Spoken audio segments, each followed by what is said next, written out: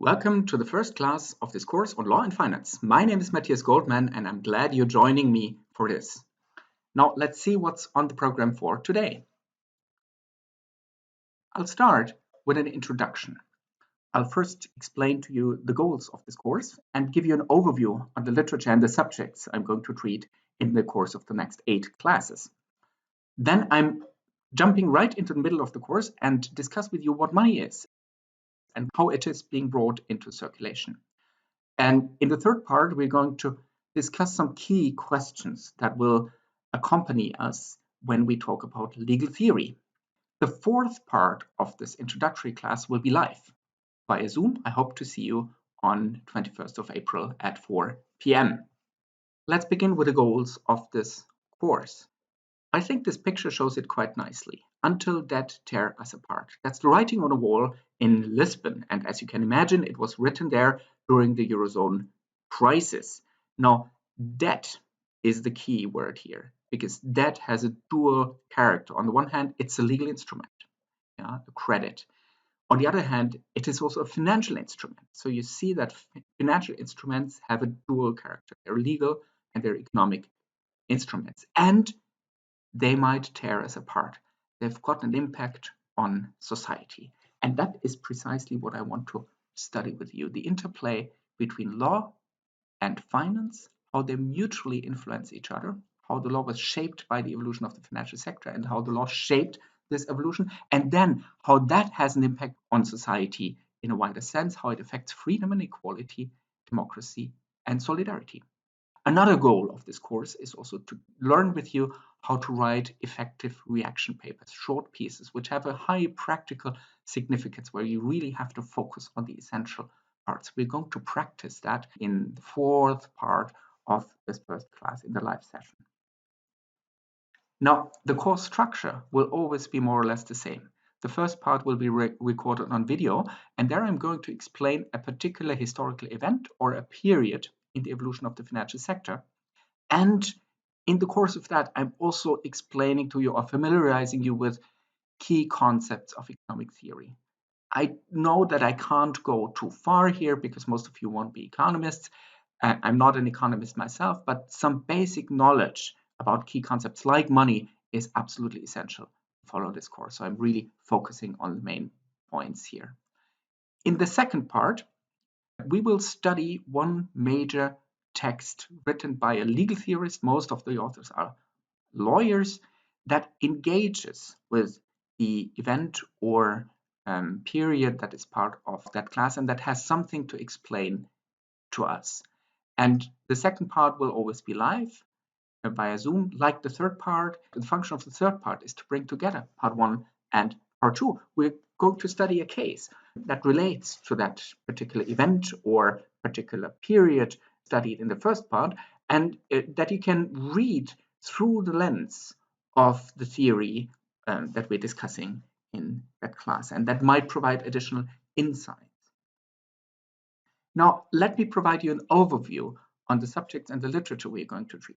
We're starting with a classic of legal sociology, Max Weber. The stage of development of the economy that Max Weber is writing about is the period of industrialization in the late 19th century. So we're starting there. You could also start in the Middle Ages if you talk about the evolution of the financial sector, but we're going to start in the late 19th century, which I think is the beginning of a continuous development that lasts until this day. And Max Weber's theory is, of course, very famous. It's quite a hard text, I would say, that we're starting with. But if you go through that hell, so to say, of reading Max Weber, then it can only be easier. And after all, Max Weber's insights are really very beneficial for understanding the relationship between law and finance. In the third class, we're going to discuss a major event that triggered far-reaching repercussions, the Great Depression that occurred at the end of the 1920s and beginning of the 1930s. And there's one writer, actually a lawyer himself, who described how that came to pass, why it was not a surprise that the Great Depression happened, and also what the role of law was in the run-up to the Great Depression. And that's Karl Polanyi. He wrote a seminal work entitled The Great Transformation, where he sums up the entire development throughout the 19th century up until the Second World War. In class number 4, we're going to discuss the welfare state that developed after the Second World War, and especially the financial institutions it created. Quite a strict framework that provided a secure basis for the development of welfare, at least in the industrialized economies. And Samuel Moyn has an excellent recent study on the role of human rights in that welfare state period. And he's quite critical of it, and he shows why human rights didn't really play as much of a role as one might have expected them to play. Class number 5 will familiarize you with another classic in the law and economics or law and finance literature, Friedrich Hayek's theory. Friedrich Hayek had developed that theory already, since the 1920s, but only in the crisis of the 1970s, in the crisis of the welfare state, people turned to it increasingly, and then it won an enormous followership and influence that probably lasted at least until the crisis of 2008, but we can also discuss how much influence Hayek actually had on that crisis.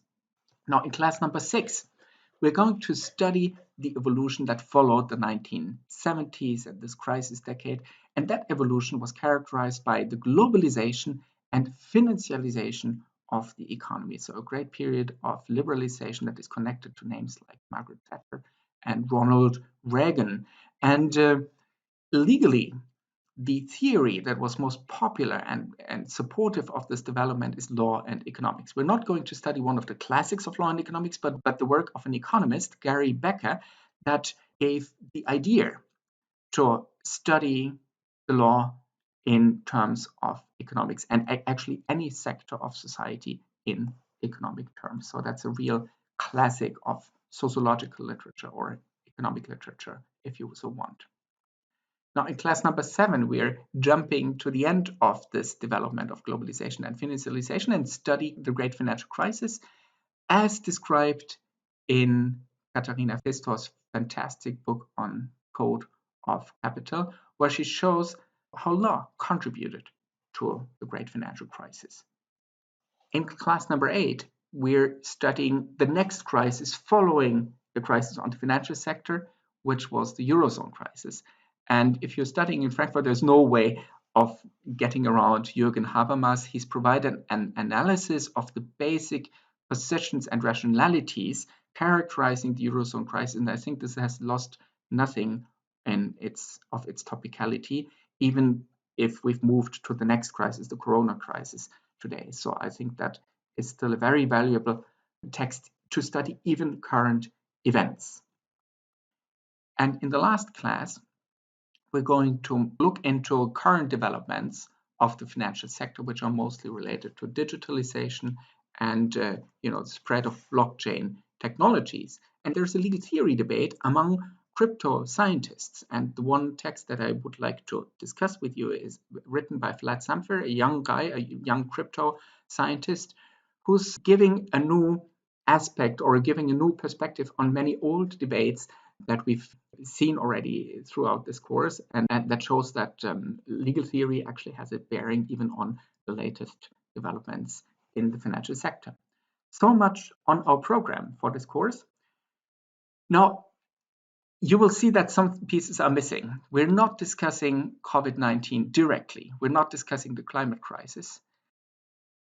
But many of the things, many of the issues that we're discussing have an immediate bearing upon COVID-19 and the climate crisis. So they enable you to understand those current events in a more profound manner.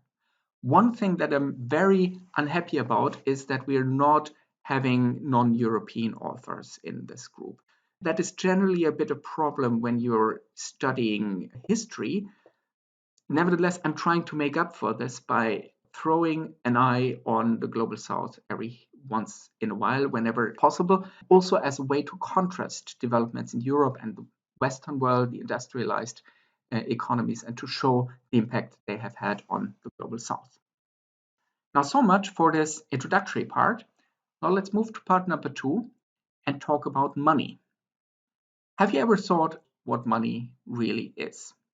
Now, one way of approaching this question is to think about the uses that we're making of money. So it's a functional definition. The first use of money that is very common is a means of exchange, a means to facilitate payment transactions. Yeah, we're using cash, we're using electronic money to make all sorts of payments. And that is the most common use of money, and that you can find in basically every society, wherever, even in the most remote ones. There are different forms. It doesn't have to be coins, it could be stones, it could be shells, or it could be pieces of wood, but that is a very common use of money. Another use of money becomes apparent when you bring money to your bank. Well, you do so not only to make payments, but also to store the money there, because it might be more secure, or it might even bear some interest depending on how you invest it. And that shows you that money also has the function of an asset, the function of storing value. Assets are things that help us to store value. And there are different kinds of assets. The characteristic feature of money is that it has a nominal value. When you bring money to your bank, the money will pay you back the exact same nominal amount when you ask so. That is what distinguishes money from, for example, real estate. Real estate is another kind of asset that has a market value. Gold is another asset that has a market value. Art, even, is an asset that you can use to invest in, and you hope that it will appreciate, that it will gain value, but it might also lose value. The nominal value of money always stays the same. By the way, money is not the only asset with a nominal value. There are other instruments like credit. If you take out a loan, you have to pay back the exact amount to your bank. Or bonds, Anleihen in German, that someone might issue, a company, for example, or the state. They also have to pay you back the exact nominal amount. So money is an asset. And the third function of money is that of an accounting unit. For example, if a company sets up its balance sheet, Bilanz in German, it always inscribes its different assets in terms of their monetary value. So it might have some machines, it might have some intellectual property, and that is accounted for in terms of euros or dollars or whichever currency. So money is an accounting unit. Those are the three classical functions of money. Now you might wonder, what distinguishes money from currency? The three functions of money that I just mentioned, they don't need a state. You can use them independently of a state. And the difference between money and currency is that currency is government sanctioned money. So it's issued by the state. It's official tender. And that means that the state is crucially accepting tax payments in currency, not in any kind of money. You could not bring gold to your tax authorities, but you can bring money, currency, official currency, legal tender. Now, having discussed what money is and what currency is, let's take a look at the financial sector. What does the financial sector do with that money? Well, the function of the financial sector is to allocate capital. Now, we could discuss the notion of capital, but I want to skip that here. You could say that it's actually money. The financial sector is allocating money, resources that allow you to make investments. And so the financial sector is an intermediary between those who have money and those who need money, between positive and negative savers. And it does so by extending credit and by allowing to invest equity like shares. And another function of the financial sector is also to facilitate payments. So in these functions of the financial sector, you find the first two of the three functions of money. Now let's take a quick look at the structure of the financial sector, at the different actors. There are three types of actors. I hope you can read that, it's a bit small. The first actor is the central bank. The central bank is at the apex of the financial sector because it creates currency. It also has a responsibility for settlements. Settlements means the actual operation of payment transactions. Yeah, if person A wants to pay something to person B, someone needs to take care of the accounts, and that's the central bank. And the central bank also acts as a lender of last resort. If a bank, a commercial bank, is in a crisis, the central bank will decide whether to save it or not. In most jurisdictions, it's the central bank. And sometimes it's also the government that has a role to play here. Especially in the Eurozone, it's actually governments by now, but classically that's a function of the central bank. Now, The second type of actor is commercial banks, and they come in two forms: as deposit-taking institutions that are catering to the needs for payments and for investments of private people and companies, and investment banks. In Europe, we most often have universal banks that unite both functions, the function of a deposit-taking institution and a investment bank. And what are they doing? Well, first of all, they bring money into circulation by borrowing currency from the central bank. And then their most important function is to hand out loans, to hand out credit to the economy. And by that, they're multiplying currency. We're going to see that in a moment. And the third function is to facilitate payments and to carry out payment transactions. So again, you see here how the function of a bank is related to the function of money. The last role of commercial banks is more for investment banks. Investment banks are crucial for the capital market. So for example, investment banks serve as underwriters for initial public offerings. If someone wants to bring shares of their company on the market, you need a bank that buys up a considerable part of shares initially and then sells it on the market. So they facilitate the market and ensure that there's enough liquidity. The third and last actor of the financial market is the public sector, public finance. The state has an incredibly important role to play, and that is mainly through fiscal policy. The state is making investments, and the state is taking profits, taking revenue by taxing people. And it is also creating financial instruments by issuing sovereign debt. Actually, there is a theory called modern monetary theory, which thinks that the fiscal role of the state is even more important for the circulation and multiplication of money than the role of central banks. We cannot go to all details here, but I provided you some additional readings that might familiarize you with this modern monetary theory. Now let's take a look at the creation of money. I'll move to the whiteboard for that purpose. It all begins with the central bank creating money. The central bank actually can create money. So I'll type central bank here.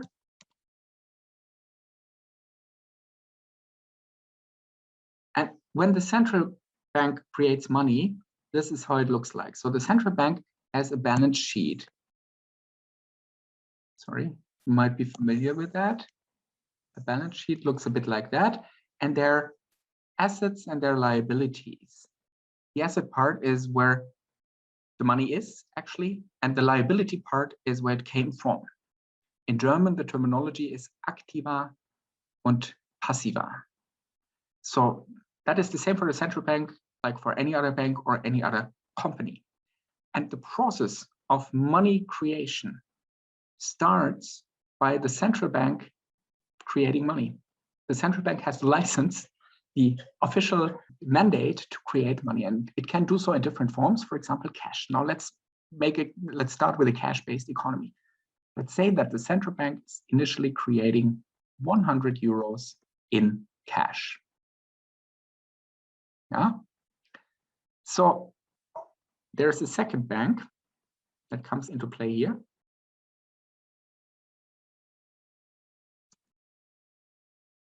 And let's suppose this bank also has a balance sheet that contains assets and liabilities.